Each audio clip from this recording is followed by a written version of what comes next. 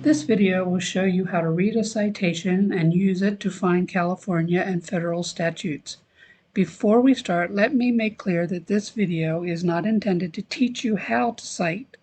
Teaching legal citation is a major undertaking and will have to wait either for a later video in this class or perhaps for a separate class.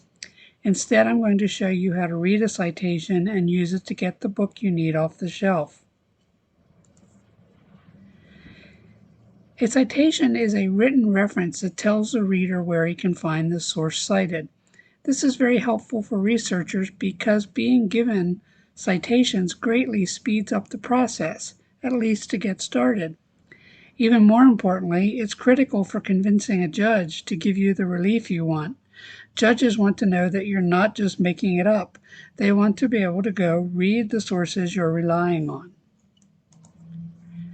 There are rules for everything, and citation is no exception. There are many style guides. You may remember in high school using one called Turabian. Different disciplines use different style guides.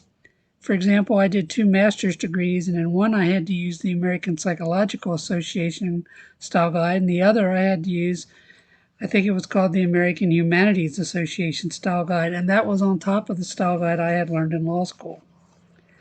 Law schools teach their students a particular style guide. Most teach one called the Bluebook, but there are others. For example, there's the Allwood Manual, the Maroon Book, the White Book, and some states have style guides. I know there's one in Texas, and of course there's one in California. These are the 2 style guides I will introduce you to in this class. Depending on where you get your citation, you might get it in yellow book format or you might get it in blue book format. I've never had to use the yellow book, so it was a surprise for me. I've used the blue book or the Allwood guide for most of my career. Now, even though I'm not teaching you how to cite in this video, I think it's important that you understand which citations you're most likely to need to use if you go to court. And because I'm not a litigation or appellate expert, certainly not a California litigation or appellate expert, I want you to get the scoop directly from people who are experts in the subject. Therefore, I want you to watch a very short video on the subject. It is from the California Appellate Law Podcast. The producers of this podcast were kind enough to give me permission to use it in class.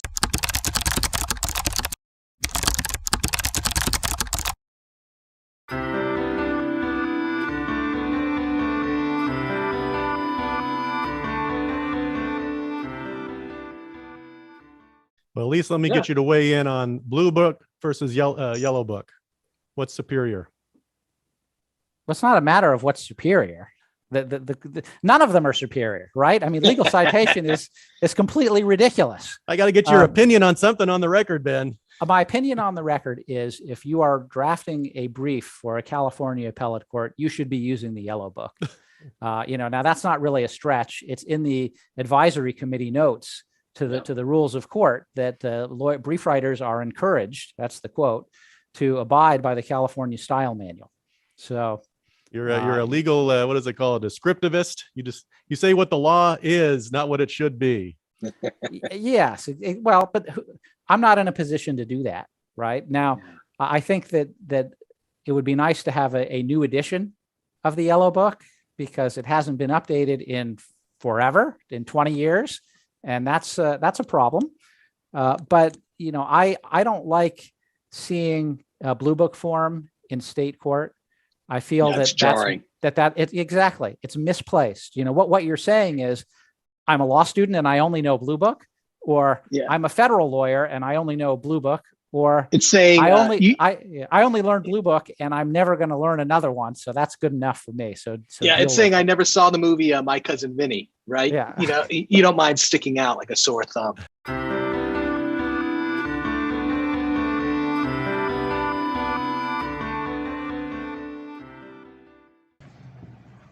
Now let's look at how California and federal statutes are cited according to the Yellow Book and the Blue Book. I have to admit I'm perplexed by the Yellow Book.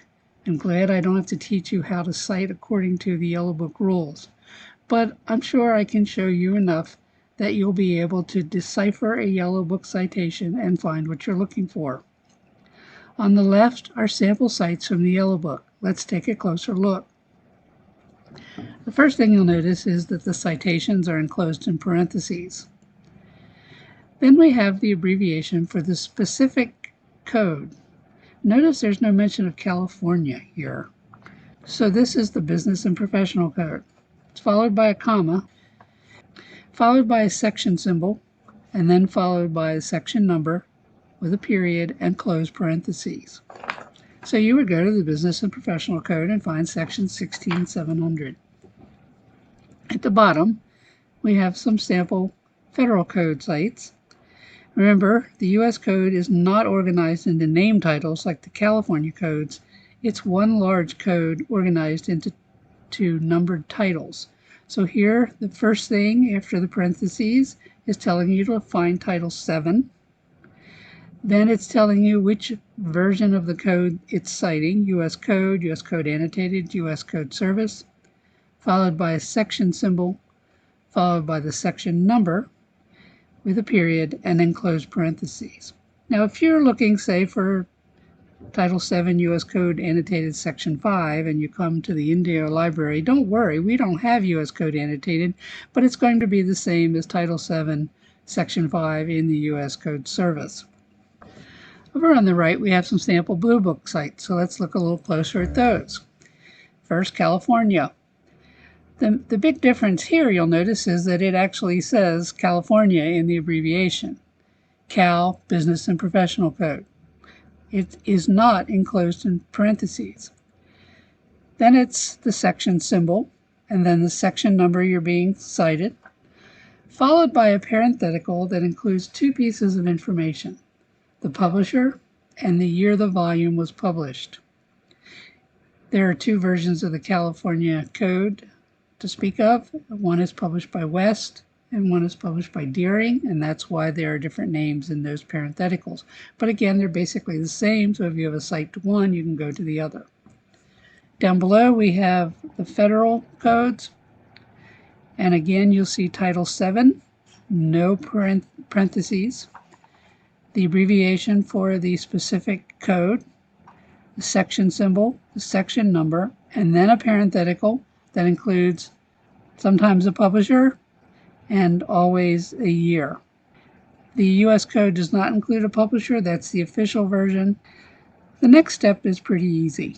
You take the information you have gleaned from the citations and you go to the shelf. So here we see a picture of West Annotated California Codes. Our citation was Business and Professions, section 16,900. So you can see I have taken a picture of the Business and Professions Code, and if you look at the spine, you will see the range of sections each volume contains. So you would simply look for the volume that contained the sections. So 16,900 falls between 13,400 and 17,199. This is the volume you would need. It's the same with Deering's. Here's the Business and Professional Code, at least part of it. And 16,900 falls here within 12,001 and 17,499. So this is the volume you would need. Now let's look at some federal codes. The citation was to Title 7, Section 5. So here you see Title 7, and again, you'll see that the section numbers are in a range, so Section 5 falls here within 1 and 120. Unfortunately, I don't have U.S. Code Annotated or U.S. Code in the Indio library, so I've had to settle for whatever pictures I could find. Here's an example of U.S. Code Annotated. You can see the title numbers up here. This is Title 11, and the range of sections is right here. There's the range of sections, and this is the Bankruptcy Code. And here is the U.S. Code itself. Each volume contains a range of title numbers, 27 to 28, 29 to 30, 31 to 35. That's because there's no annotations in the U.S. Code, so it's much shorter. It's just the language of the statutes itself. So you would have to find the volume that had Title 7 in it, and then open it up to Title 7, and then turn to Section 5. And that's all there is to it. Our next video will begin researching print cases, and we'll start by looking at court opinions, what they are and how they're published and so forth.